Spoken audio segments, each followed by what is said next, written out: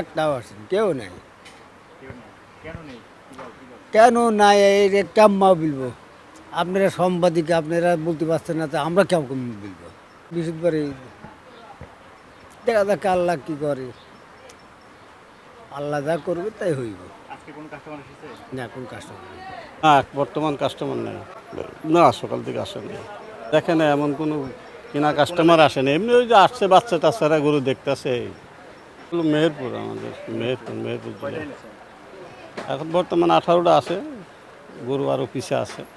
কিনা বেচা তো লাগে না, খামাইনি তো লাভ নাই।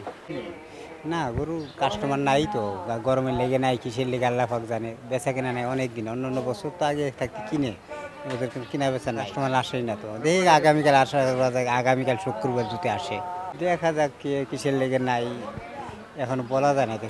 বেড়া তো কিনবে তো, গরমের সিজন তো, কিনে নিয়ে রাখার তো সমস্যা, এর লেগে তো লাস্টেই একবারে কিনে, এরকম বিষয়।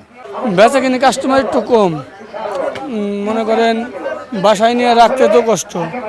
সবাই তো চায় 2 দিন বা 1 দিন আগে কিনে, তারপরে 2-1 দিন বাচ্চা পোলাপান দেখবো, সবাই দেখবো, দেখার পরে এই কোরবানি হবে।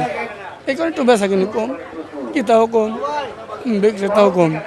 এখন মানুষ লোকজন আস্তে আস্তে দেখতেছে, চয়েস করতেছে, করার পরে ওই একই সমস্যা, সবারই একই। নেমু সমস্যা নাই, নেমু কয়েকদিন পর।